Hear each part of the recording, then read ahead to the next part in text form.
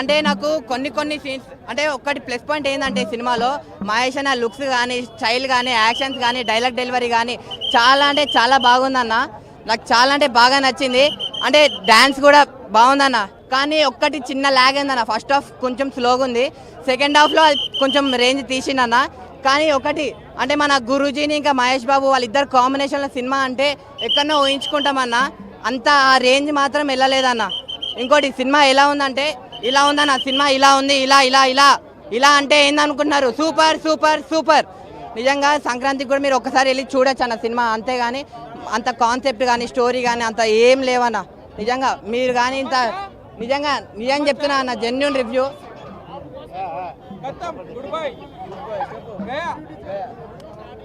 Cinema block buster. ఇతను అక్కడ కూడా నెగిటివ్ రివ్యూ ఇచ్చేసి వచ్చాడు, నేను అక్కడ ఇచ్చేసి వచ్చాను ఇతనికి. Cinema blockbuster. ఏ సినిమా అయినా హిట్ అవ్వాలంటే దాంట్లో మెయిన్ స్టోరీ ఇంపార్టెంట్ బ్రో. ఈ సినిమాలో ఉండేదే స్టోరీ. ఒకసారి పేపర్ మీద పెన్ను పెట్టి రాస్తే తెలుస్తుంది స్టోరీ రాయడం ఎంత కష్టమో. ఈ సినిమాలో త్రివిక్రమ్ గారు 100% అతనికి ఉన్న బుర్ర మొత్తం యూజ్ చేసి కరుణరసం బ్రో మదర్ సెంటిమెంట్ ఇచ్చాడు. సూపర్. ఈ సినిమా బ్లాక్ బస్టర్ అవ్వకపోతే ఇతను నెగిటివ్ రివ్యూ ఇచ్చాడు కదా, నేను పాజిటివ్ రివ్యూ ఇస్తున్నాను. చూడండి సినిమాను ఓకే ఎవరి అభిప్రాయం వాళ్ళదే. నేను దాన్ని యాక్సెప్ట్ చేస్తున్నాను. అతన్నేం నేను అపోజ్ చేయట్లేదు. కానీ ఈ సినిమా హిట్ అవ్వకపోతే అప్పుడు అడగండి. చూడండి సంక్రాంతికి ఈ సినిమా రిలీజ్ అయింది కదా, ఈ సినిమా ఈ సంక్రాంతికి ఈ సినిమాని ఎలాంటి చూడాలంటే పిల్లలు పెద్దోళ్ళు పెళ్ళైన పెళ్లిగానో లవర్నో లవర్లేనో బ్రేకప్ అయినా అందరు వెళ్ళి చూడండి. జై మహేష్ బాబు. ఓకే ఈ సినిమా బ్లాక్ బస్టర్ బ్రో. ఈ సినిమాలో ఉండేదే స్టోరీ. అసలు అతను స్టోరీ లేదని చెప్తున్నాడు. ఈ సినిమాలో ఉండేదే స్టోరీ. ఒకసారి పేపర్ మీద పెన్ను పెట్టి రాస్తే తెలుస్తుంది స్టోరీ అంటే ఏంటో. అతనికి ఏం తెలుసు చెప్పండి. చూడండి ఈ సినిమా హిట్ అవ్వకపోతే నేను మళ్ళీ సినిమాలకు వస్తాను కదా, అప్పుడు నన్ను అడగండి. నువ్వు మొన్న ఆ సినిమా చూసావు, ఆ సినిమా హిట్ అని చెప్పావు, అది దాంట్లో స్టోరీ లేదు అది ఇది అంటున్నాను. నన్ను మళ్ళీ అడగండి, నేను మళ్ళీ వస్తాను. ఈ సినిమా 120 కోట్లు పెట్టి తీస్తారు. గ్యారంటీ 300-400 కోట్లు గ్యారంటీ సంపాదించేది బ్రో. అది థియేటర్ లాబింగా అంటే థియేటర్ అర్థం కాలేదు. థియేటర్ లాబింగ్ అంటే నాకు చెప్పండి, నాకు అసలు తెలీదు.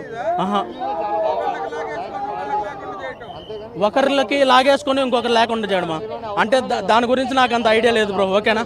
ఎవరి అంటే ప్రొడ్యూసర్లు వాళ్ళ ఇష్టము. అంటే మనలాంటి ఎవరు అంటే ఏ సినిమా నాకేం సంబంధం బ్రో. ఇప్పుడు వాళ్ళు ఎన్ని థియేటర్లలో రిలీజ్ చేసుకుంటారు అనేది వాళ్ళ ఇష్టము. మన చేతుల్లో ఏముంది చెప్పండి. వాళ్ళు కోట్లు డబ్బులు పెట్టి సినిమా తీశారు. మనం ఏముంది చెప్పు. మన సినిమా ఒక 300-400 ఒక 500 పెట్టుకొని సినిమా చూస్తాము అంతే, అంతవరకే. కానీ ఆ థియేటర్లో మనకు అంత ఐడియా లేదు కదా బ్రో.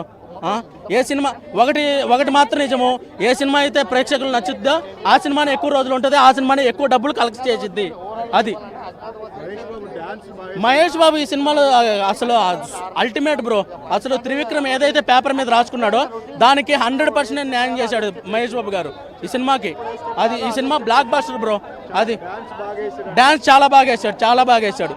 శేఖర్ మాస్టర్ బాగా కంపోజ్ చేశాడు. శేఖర్ మాస్టర్, జానీ మాస్టర్ అందరూ బాగా కంపోజ్ చేశారు. ఈ cinema block buster bro. Highlights అంటే హిట్ నిజంగా. నువ్వు ఫ్యాన్ వా? నేను ఫ్యాన్ కాదు, నేను దాన్ని ఏమంటారు యాజ్ ఎ స్టోరీ రైటర్గా. నువ్వు రైటర్? నేను రైటర్ అంటే నేను డైరెక్టర్ అంటే డైరెక్టర్ ఏంది మన ఆడియన్ చూసేటోనివి ప్రేక్షకుని. అవును మరి చూసి సినిమా 10 మంది మళ్ళీ ఒకసారి వచ్చి చూసేటట్టు చేయి. అంతేగాని అటర్ ఫ్లాప్ అజ్ఞాతవాది కన్నా దారుణంగా ఉన్న సినిమాను వీడు ఇట్టా అంటూ ఇది నా అభిప్రాయం అన్న. ఓకేనా, నా అభిప్రాయం. ఓకేనా, థ్యాంక్ యూ. సూపర్ అండి cinema, super block buster cinema. Mahesh బాబుకి ఇంత అందంగా ఎప్పుడు చూపించలే.